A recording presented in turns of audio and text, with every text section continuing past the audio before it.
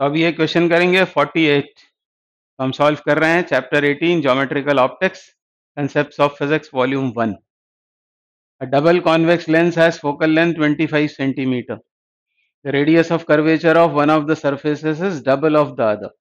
Find the radii if the refractive index of the material of the lens is 1.5. तो यहाँ बात हो रही है किसी डबल कॉन्वेक्स लेंस की। कॉन्वेक्स लेंस क्या होता है? कॉन्वेक्स मतलब ऐसा लेंस जो एंड्स पर हो थिन और बीच में हो thick, thin at the ends and thick in the middle, ऐसा लेंस कहलाता है कॉन्वेक्स लेंस। उसके अलावा एक शर्त और पूरी होनी चाहिए, वो क्या है कि इसके अपने मटेरियल का रिफ्रैक्टिव इंडेक्स, जिस भी मटेरियल का ये लेंस बना हुआ है उसका absolute refractive index surrounding medium से ज़्यादा होना चाहिए। अब फिर ये कॉन्वेक्स होगा दिखने में भी और क्या करेगा, रेस को कन्वर्ज करेगा, मतलब ये होगा कन्वर्जिंग लेंस। तो हमेशा याद रखें कॉन्वेक्स मतलब क्या, जो सिरों पर पतला बीच में मोटा हो, उसके अपने मटेरियल का रिफ्रैक्टिव इंडेक्स सराउंडिंग मीडियम से ज़्यादा हो।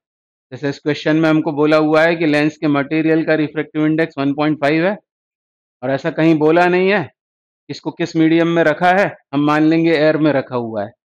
ये शर्तें पूरी हो रही हैं।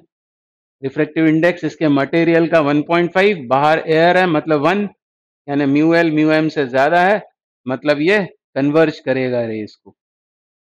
एक तो ये बात हमको समझ में आनी चाहिए। दूसरी बात, ये बना रखा है मैंने उसको, डबल कॉन्वेक्स लेंस क्या होता है, जिसकी दोनों सरफेसेस स्फेरिकल हों। क्योंकि एक और होता है कॉन्वेक्स लेंस, पता होगा आपको, इसको कहते हैं प्लेनो कॉन्वेक्स।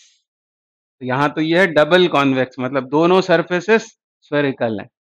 उसमें से लेफ्ट साइड से जो पहले आती है उसको हम कहते हैं R1 और इसको कहते हैं R2। इसको सॉल्व करना है हमको लेंस मेकर्स फॉर्मूला से। वो पता ही है आपको lens makers formula, 1/f is equal to, यहाँ क्या आता है म्यू माइनस 1, पर म्यू माइनस 1 नहीं बोले, अपने आप से बोले एम म्यू एल, मतलब लेंस के मटेरियल का रिफ्रैक्टिव इंडेक्स सराउंडिंग मीडियम के रिस्पेक्ट में, M mu L.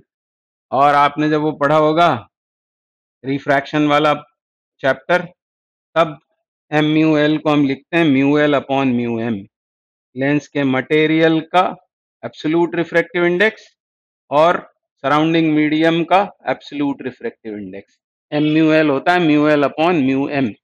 For example W mu G लिखा है, मतलब कांच का लेंस है, पानी में रखा है, तो ये क्या हो जाएगा mu G upon mu W, मतलब ग्लास का एब्सोल्यूट अपॉन वाटर का एब्सोल्यूट। तो हमेशा ये बोलना चाहिए अपने आप से M mu L minus 1 into 1 upon R1 minus 1 upon R2। R1 R2 को साइन के साथ डालेंगे। अब यहाँ फोकल लेंथ कितनी दी हुई है, 25 सेंटीमीटर, पॉजिटिव है, तो ये कॉन्वेक्स लेंस है, कॉन्वेक्स की फोकल लेंथ पॉजिटिव ही होती है, क्योंकि इस लेंस का इधर कहीं होगा सेकंड प्रिंसिपल फोकस। रेज इस तरह से जाएंगी तो इंसिडेंट रेस की डायरेक्शन में ये मेजर होगा, क्योंकि ऑप्टिकल सेंटर से, तो पॉजिटिव ही होगा। वैसे हमेशा के लिए याद रख लें कि कॉन्वेक्स की फोकल लेंथ पॉजिटिव होती है बस। तो ये हो जाएगा 1/25 एम म्यू एल। तो यहाँ क्या होगा ए म्यू जी, क्योंकि ये कांच का बना है और इसको हम एयर में सपोज करेंगे, मतलब ए म्यू जी।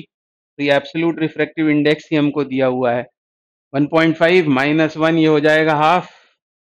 और ऐसा बोला है क्वेश्चन में कि एक सरफेस का रेडियस ऑफ कर्वेचर दूसरे से डबल है, तो इसको मान लेता हूं मैं कि ये आर है, पहली सरफेस का रिफ्रैक्टिव इंडेक्स है आर, तो ये वाला हो जाएगा 2r। आर का मतलब आधा है ये किसी छोटे गोले का हिस्सा है, ये जो सरफेस 1 है वो किसी छोटे गोले का पार्ट है, इधर कहीं नापा जाएगा आर। और ये किसी बड़े गोले का, डबल रेडियस वाले गोले का पार्ट है, ये वाला पार्ट 2, ये सरफेस 2, और वो होगा नेगेटिव। इंसिडेंट रेस की डायरेक्शन में होगा आर और इंसिडेंट रेस से ऑपोजिट होगा 2r। साइन के साथ में यहाँ पर इसका सब्स्टिट्यूशन करना है, तो R1 को क्या लिख लेते हैं r, पॉजिटिव साइन के साथ, ये माइनस पहले से आ रहा है, R2 कितना है -2r, और -2r मतलब ये ऐसा हो जाएगा। बस अब इसको r के लिए हमको सॉल्व कर देना है, r मिल जाएगा तो R1 R2 दोनों मिल जाएंगे 1/2। इसमें से 1/r यदि कॉमन कर दें तो अंदर क्या बचेगा 1 + 1/2 यानी 3/2 इक्वल्स टू 1/25। तो बस इसको इधर ले जाते हैं r को। r इज इक्वल टू क्या हो जाएगा, ये इधर गया, ये 75 हो गया क्रॉस मल्टीप्लिकेशन पर। ऑलरेडी यहाँ आ रहा है 4, ये कितना होगा 37.5, मतलब ये हो गया 18.75। इसमें आएगा ये आंसर सेंटीमीटर में। तो ये इसका आंसर है। अब R2 R दोनों निकल आएंगे तो ये कितना हो जाएगा 37.5, यही तो था 2R, ये था 37.5/2 करना रह गया है यहाँ पर। तो 37.5 ये होगा 2R का वैल्यू और R का वैल्यू होगा 18.75 सेंटीमीटर। तो ये दोनों आंसर्स हो गए इसके, ये R2 की वैल्यू और ये R1 की वैल्यू है। तो इस तरह इसको सॉल्व करना है। तो एक सवाल यदि बहुत अच्छे से कर लिया जाए कंसेप्चुअली तो फिर ढेर सारे करने की ज़रूरत नहीं है। एक ही सवाल का आपको बहुत अच्छे से एनालिसिस करते हुए उसको सॉल्व करना चाहिए।